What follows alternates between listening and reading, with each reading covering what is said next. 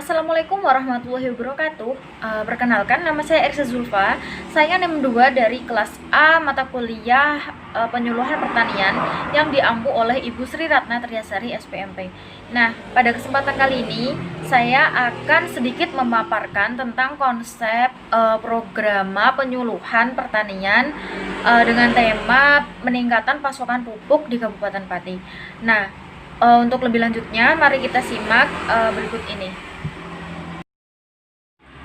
Seperti yang kita ketahui bahwa pupuk merupakan salah satu faktor terpenting yang harus ada di dalam proses pertanian.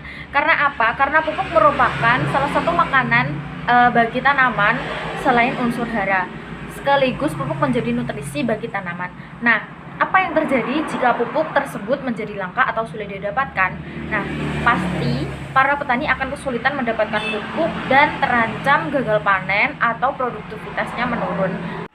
Terkait dengan aturan Menteri Perdagangan nomor 15/MDAG/per/4/2013 tentang pengadaan dan penyaluran pupuk bersubsidi, ini harus melewati 4 jalur, di mana diantaranya pupuk bersubsidi itu hanya bisa didapatkan melalui kios-kios pendistribusian resmi yang mengharuskan setiap orang yang ingin membeli pupuk memiliki kartu tani. Nah, pada kebanyakan yang terjadi itu masih banyak sekali para petani yang tidak memiliki kartu tani. Karena apa? Karena mereka itu tidak memiliki kelompok tani, sehingga petani-petani itu masih kesulitan dalam pencarian pupuk.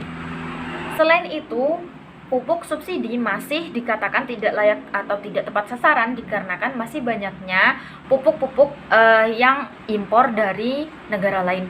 Selain itu, masih banyaknya para pendistributor itu yang menjual pupuk bersubsidi di atas harga eceran tertinggi atau HET, sehingga para petani itu tidak mampu membeli pupuk yang telah dijual mereka.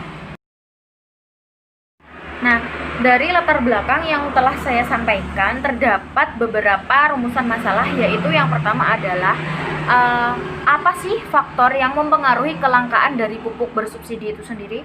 Yang kedua, bagaimana peran dari kelembagaan dan organisasi dalam menyikapi kelangkaan pupuk tersebut. Dan yang ketiga, bagaimana cara mengatasi kelangkaan pupuk tersebut. Tujuan dari penelitian ini adalah untuk mengurangi kelangkaan pupuk bersubsidi yang berada di Kabupaten Pati.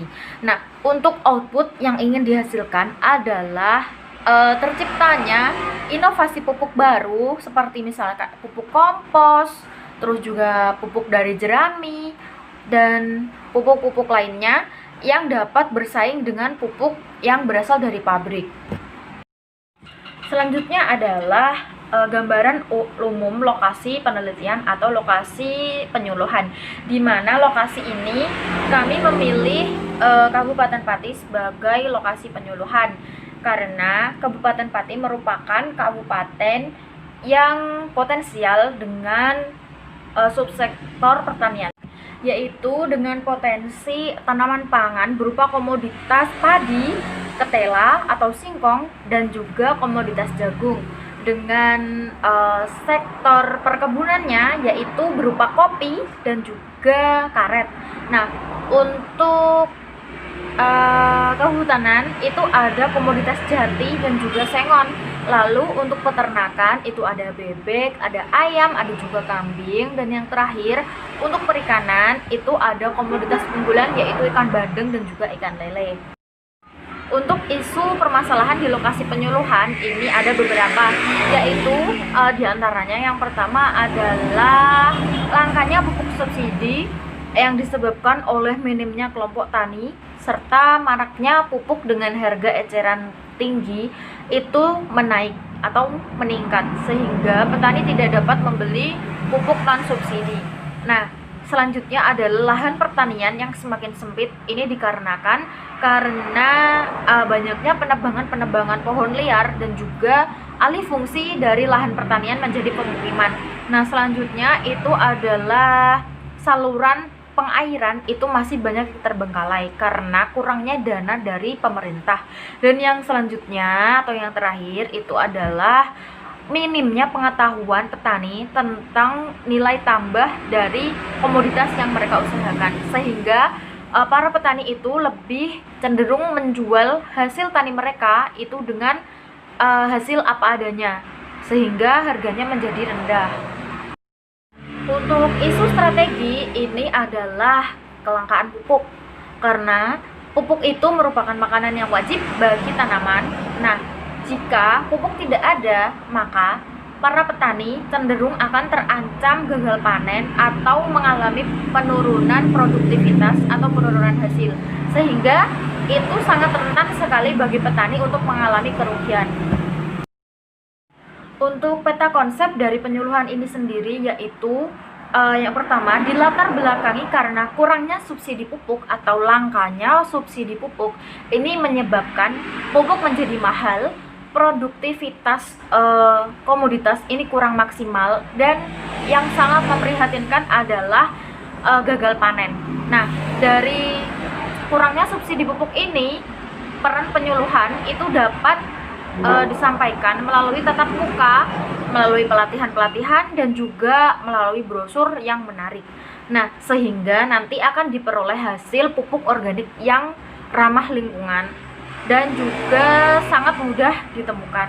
Nah, dari pupuk organik yang ramah lingkungan ini nanti akan menghasilkan tanaman yang subur. Jika tanaman sudah subur, maka akan menghasilkan produktivitas meningkat, pendapatan meningkat, dan juga ketahanan pangan masyarakat akan lebih diutamakan. Untuk selanjutnya adalah faktor-faktor yang mempengaruhi langkanya pupuk. Itu ada beberapa, yaitu yang pertama adalah banyaknya petani yang panik akan kelangkaan pupuk. Nah, ini mendorong para petani untuk berlomba-lomba membeli pupuk lalu ditimbun, sehingga banyak para petani lainnya yang tidak kebagian jatah dari pupuk itu sendiri. Nah, yang kedua, harga produksi pupuk itu meningkat, sehingga dari pihak produsen itu sangat kekurangan dana dalam proses produksi pupuk. Karena apa?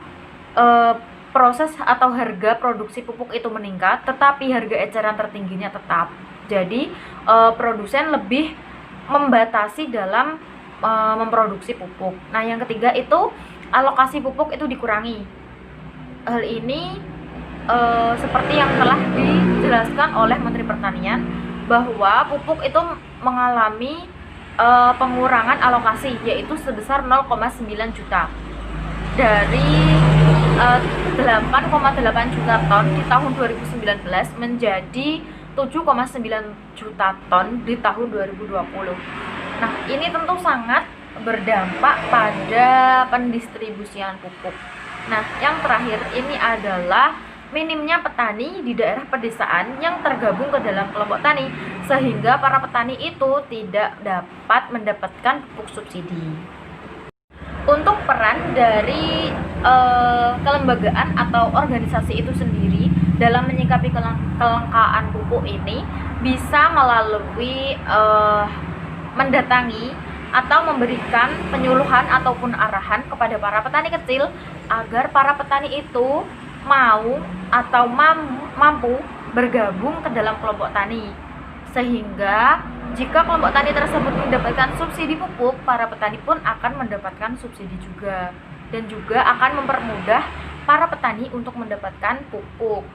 Selanjutnya adalah pelatihan atau pembuatan pupuk yang ramah lingkungan. Nah, ini bisa dilakukan pelatihan-pelatihan yang dilakukan pada setiap minggu atau 1 minggu sekali.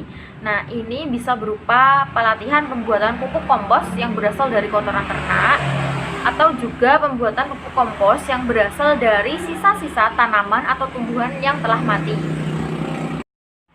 Untuk rencana penyuluhan ini sendiri itu bisa melalui beberapa tahap, yaitu yang pertama adalah pengenalan faktor-faktor kelangkaan dari pupuk itu sendiri. Nah, ini bisa dilakukan 2 kali pertemuan, yaitu pada pertemuan pertama bisa dilakukan melalui tatap muka dan juga bisa dilakukan sesi diskusi mengenai perilaku petani yang menyebabkan langkanya pupuk.